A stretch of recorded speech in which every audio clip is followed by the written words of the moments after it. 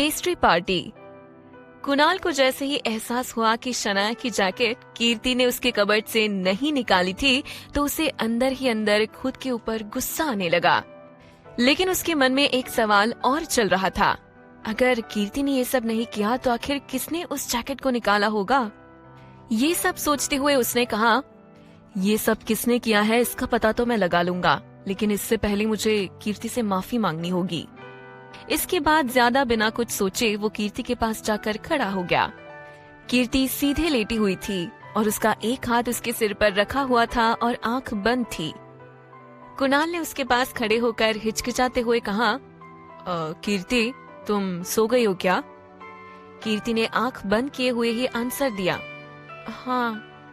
उसकी आवाज सुनते ही कुणाल के चेहरे पर स्माइल आ गई, क्योंकि कीर्ति जाग रही थी और कुणाल से कह रही है कि वो सो गई है।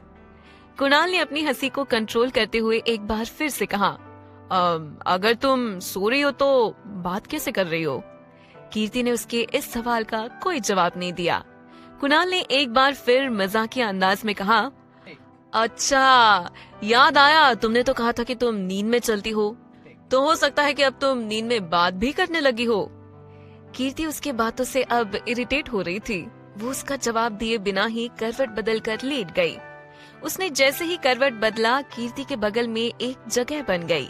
कुणाल फौरन वहां जाकर बैठ गया और पछतावे भरे अंदाज में कीर्ति से बोला, कीर्ति मुझे पता है मैंने आज जाने अनजाने में तुम्हें बहुत कुछ गलत कह दिया है, क्या तुम इसके लिए मुझे माफ कर सकती हो? जैसे ही कीर्ति ने सुना कि कुणाल उससे माफी मांग रहा है, वो तुरंत उलझन में उठकर उसकी तरफ देखने लगी। उस वक्त कुणाल की नजरें झुकी हुई थी। वो कीर्ति से अपनी नजरें नहीं मिला पा रहा था। कीर्ति ने अपनी जगह पर ही बैठते हुए कहा, तो तुम्हें लगता है कि मैंने तुम्हारा कबर्ड नहीं छुआ और ना शनाया की जैकेट निकाली है? कुणाल ने उसकी तरफ देखते हुए कहा, हाँ। लेकिन कीर्ति ने अब भी अपनी नाराजगी दिखाते हुए कहा, तो जब मैं तुमसे कह रही थी तब तुम मेरी बात पर यकीन क्यों नहीं कर रहे थे? कुणाल ने मासूमियत भरे अंदाज में कहा, वो जब मैं रूम में आया तो मैंने देखा कि मेरा कबर्ड खुला हुआ था और शनाया की जैकेट जमीन पर गिरी हुई थी, और मेरे लिए शनाया की हर एक चीज बहुत खास है, बस इसीलिए। कीर्ति ने आज पहली बार कुणाल का भोला सा चेहरा देखा था। उसके इस अंदाज पर कीर्ति पागल सी हो गई थी, लेकिन अब कीर्ति की आंखों पर भी खुराफत दिख रही थी। उसने जानबूझकर कुणाल को छेड़ने के लिए सीरियस होते हुए कहा, अगर शनाया की जैकेट जमीन पर गिरी थी तो तुम्हें लगा कि मैंने गिराई है, क्यों? कुणाल ने ना में सिर हिलाते हुए कहा, नहीं, जब मैंने शनाया की जैकेट उठाकर देखा तो मुझे उसमें से तुम्हारी परफ्यूम की खुशबू आई, तो मुझे लगा कि तुमने उसे पहनकर फेंक दिया। ये सुनकर कीर्ति कुछ पल रुक गई। उसे ये बहुत ही अजीब लगा।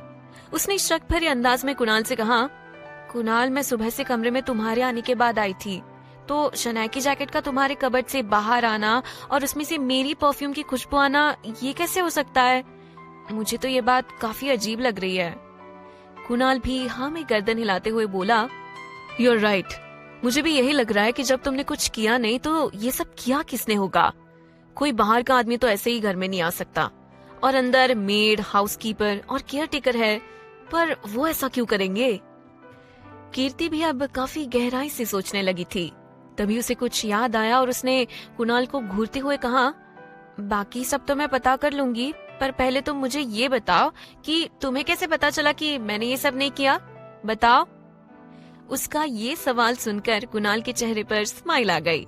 उसने पेस्ट्री की तरफ इशारा करते हुए कहा, उससे। कीर्ति ने जैसे ही उसकी तरफ देखा, उसने मुस्कुराते हुए कहा, अरे हाँ, मैं तो भूल ही गई थी कि मैं तुम्हारे लिए ये पेस्ट्री लेकर आई थी। कुणाल ने मुस्कुराते हुए कहा, पर तुम ये क्यों लेकर आई? कीर्ति ने अपनी बात रखते हुए कहा, सिर्फ इन कुछ दिनों में तुमने मुझे वो सब दिया है जिसकी मैंने उम्मीद ही छोड़ दी थी। यहाँ तक कि तुमने मेरी बड़ी बड़ी मुश्किलें भी सॉल्व की है। तुम्हारी यह एहसान तो मैं कभी नहीं भूल सकती, पर तुम्हारे लिए इतना तो कर ही सकती थी ना। कुणाल के चेहरे की स्माइल और गहरी हो गई। उसने अपनी जगह से उठते हुए कहा, बस बस अब और मत कहना, वो क्या है ना, मुझे इतनी तारीफ सुनने की आदत नहीं है। कहते हुए वो पेस्ट्री के पास चला गया और फिर उसे हाथ में लेते हुए बोला, मैं इसे ऐसे ही नहीं खा सकता। मतलब? कीर्ति उलझन भरी नजरों से कुणाल को देखने लगी और फिर कुणाल ने कहा, मतलब ये कि तुम प्यार से इसे अपने हाथों से खिलाओगी तब ही खाऊंगा। उसकी बात सुनते ही कीर्ति की नजरें शर्म से झुक गई। वो कुणाल को कैसे अपने हाथ से खिला सकती थी? पर कुणाल ने अपनी बात पलटते हुए कहा, अरे पागल, मजाक कर रहा था, मुझे बस 2 मिनट दो, मैं अभी गया और अभी आया। एक पल भी बिना रुके वो वहाँ से चला गया। उसके जाते ही कीर्ति ने अपनी बेवकूफी पर अपने सिर पर हाथ मारते हुए कहा, तू भी ना कीर्ति, ना जाने क्या सोचने लगी थी, पर ये कुणाल, ये क्या करने वाला है? कुछ देर बाद कीर्ति के पास कुणाल ने कॉल किया। कीर्ति ने देखा तो पहले वो सोच में ही पड़ गई, ये अचानक से कॉल क्यों कर रहा है? कीर्ति ने फोन कान पर लगाते हुए कहा, हाँ कुणाल। कुणाल ने घबराहट भरे आवाज में कहा, कीर्ति, क्या तुम जल्दी से टेरेस पर आ सकती हो? यहाँ। अपनी बात अधूरी छोड़कर कुणाल ने फोन काट दिया। कीर्ति उसके बात करने के तरीके से बेहद डर गई और बिना एक पल गवाए फौरन छत की तरफ भागी। कुणाल, क्या हुआ तुम्हें? मैं बस अभी आई। ना जाने क्यों पर कुणाल की फिक्र उसे बहुत ज्यादा होने लगी थी। इंसान का दिल भी कितना अजीब होता है ना। किसी को अगर अपना लेते हैं तो उसके लिए दुनिया के हर मुसीबत से लड़ने के लिए हम तैयार हो जाते हैं। भले ही कीर्ति धोखे और प्यार के बीच उलझ गई थी, लेकिन उसके दिल ने कुणाल को अपना लिया था। कीर्ति जैसे ही छत पर पहुंची उसने देखा वहां पर पूरी तरह से अंधेरा छाया हुआ था। चांद की हल्की हल्की रोशनी वहां पड़ रही थी। यहाँ तो चारों तरफ अंधेरा है, कुणाल कहाँ होगा? कीर्ति अब और भी ज्यादा घबरा गई थी। वो जल्दबाजी में अपना फोन भी रूम पर ही छोड़ आई थी, जिसकी वजह से वो ना तो कुणाल को और ना किसी और को कॉल कर सकती थी। उसने एक कांपती आवाज से कुणाल को आवाज लगाना शुरू किया, Kunal, Kunal, are you there? Kunal, Kunal. आखिर कुणाल कहाँ चला गया? उसने तो यही आने के लिए कहा था। अब तो बहुत डर लग रहा है। हे भगवान, सब ठीक तो है ना? कीर्ति इतना ज्यादा डर गई थी कि उसे कुणाल की चिंता सताने लगी। वो अब हिम्मत जुटाते हुए आगे बढ़ी और कुणाल को आवाज लगाते हुए उसे ढूंढने लगी। लेकिन उसी पल उसे लगा कि जैसे उसके पीछे कोई खड़ा हो। डर की वजह से उसके रोंगटे खड़े होने लगे थे और गला सूखने लगा था। वो अपनी जगह पर रुक गई और बिना पीछे देखे एक बार फिर से कांपती आवाज में बोली, कुणाल, क्या तुम हो? लेकिन किसी की कोई आवाज नहीं आई। कीर्ति धीरे से पलटकर पीछे देखने के लिए मुड़ी ही थी कि अचानक उसके सामने येलो और सिल्वर कलर की सुंदर जगमगाती लाइटिंग होने लगी और उसके पीछे से कुणाल ने आते हुए कहा, अब बताओ मेरा सरप्राइज कैसा लगा? कीर्ति ने जैसे ही कुणाल की आवाज सुनी उसका सारा डर खुशी में बदल गया और वो बिना कुछ सोचे पलटकर कुणाल के गले लग गई। उसकी आंखों से आंसू छलक आए थे। जो खुशी के थे या प्यार के, वो तो समझ के बाहर था, पर कीर्ति ने कुणाल को इतने कसकर गले लगाया था कि कुणाल भी हैरान रह गया। कुछ देर बाद जब कीर्ति को एहसास हुआ कि वो कुणाल के गले से लिपटी है, वो उससे दूर हो गई और अपनी नजरें छिपाते हुए बोली, आई एम सॉरी कुणाल, वो एक्चुअली मुझे लगा कि तुम किसी परेशानी में हो, तो बस मैं थोड़ा डर गई थी। कुणाल उसके बाद से मुस्कुरा उठा और बोला, कीर्ति, डोंट वरी, अगर सबसे ज्यादा कोई सेफ जगह है तो वो हमारा घर ही है। यहाँ बाहर से कोई भी ऐसे नहीं आ सकता और ना ही हमें कुछ हो सकता है। पर कुणाल, कीर्ति को गिल्टी फील ना हो इसलिए उसने बात पलटते हुए कहा, अब बातें करके सारा टाइम यही निकाल दोगी तो पेस्ट्री कब खाएंगे? उससे मिलकर कीर्ति की सारी परेशानी अब खत्म सी हो गई थी। जब वो संभल गई तो उसने उस सजावट को पास से देखा। कुणाल ने काफी बेहतर तरीके से उस जगह को सजाया था। वहाँ उस छोटी सी जगह पर एक कारपेट पर कुछ फूल बिखरे थे और कुछ येलो सिल्वर में बलून्स रखे थे जो करीब 10 से 12 होंगे, और उस कारपेट के चारों तरफ वो लाइट्स लगी हुई थी जो उसे और भी खूबसूरत बना रही थी। कीर्ति अपनी फटी आंखों से वो सब देख रही थी। कुणाल कीर्ति के सरप्राइज नेचर को देखकर खुद को मुस्कुराने से रोक नहीं पाया। वो दोनों उस कारपेट पर आकर बैठ गए और कुणाल ने पहले एक प्लेट में पेस्ट्री निकाली, जिसे कीर्ति बड़े ही ध्यान से देख रही थी। उस वक्त हर एक अंदाज में कुणाल बेहद शानदार लग रहा था। कुणाल ने पेस्ट्री निकाली जरूर, पर कीर्ति की तरफ ना बढ़ाकर खुद ही खाने लगा। ये देखकर कीर्ति तुरंत चिढ़ गई।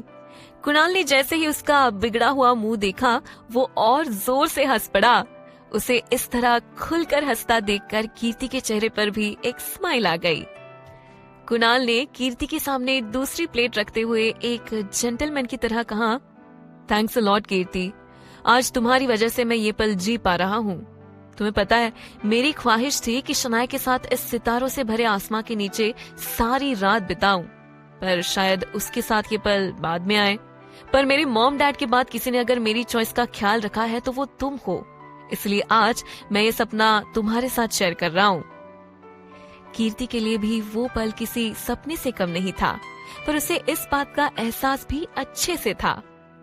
भले ही कुणाल अपना सपना उसके साथ शेयर कर रहा हो, पर उसके सपने में वो तो नहीं है ना।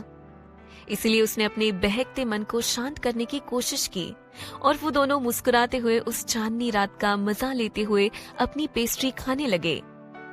अगले दिन सुबह कुणाल को जल्दी जाना पड़ा, इसलिए कीर्ति उसके साथ नहीं जा पाई। वो रेडी होकर अपने टाइम से शूटिंग पर जाने लगी। वो घर के बाहर आई ही थी कि एक गार्ड ने आकर उसे बताया कि एक आदमी गिफ्ट छोड़कर गया है। कीर्ति ने कहा, ठीक है, तो आप उसे अंदर ले आइए। गार्ड उसकी बात मानकर वहां से चला गया और वो गिफ्ट लाकर कीर्ति को दे दिया। उसी वक्त रंजीत के पास एक कॉल आया। मीनल भी उसके पास ही थी। रंजीत ने जब उस कॉल को देखा तो उनके चेहरे का रंग फौरन उड़ गया। ये वही नंबर था जो उस दिन आया था। रंजीत पसीना पसीना हो गए। मीनल ने जब उनके एक्सप्रेशंस देखे तो वो भी हैरान हो गई। उसने पूछा, रंजीत क्या हुआ? अचानक आप इतने परेशान क्यों हो गए? किसका कॉल है? लाइए मैं बात कर लेती हूँ। कहते हुए मीनल कॉल उठाने ही वाली थी कि रंजीत ने फोन उठा लिया और घबराते हुए बोले, हेलो। दूसरी तरफ से हंसने की आवाज आई और उसने कहा, क्या बात है, मिस्टर रंजीत ने बिल्कुल सही समय पर फोन उठा लिया। वैसे मैंने तुम्हारे लिए एक गिफ्ट भेजा था, पर तुम्हारे घर की सिक्योरिटी माननी पड़ेगी यार, गिफ्ट को तुम तक आने ही नहीं दिया। और देखो, अब तुम्हारी प्यारी बहू उस गिफ्ट को खोल कर देख रही है। ये सुनकर रंजीत वही जम गए।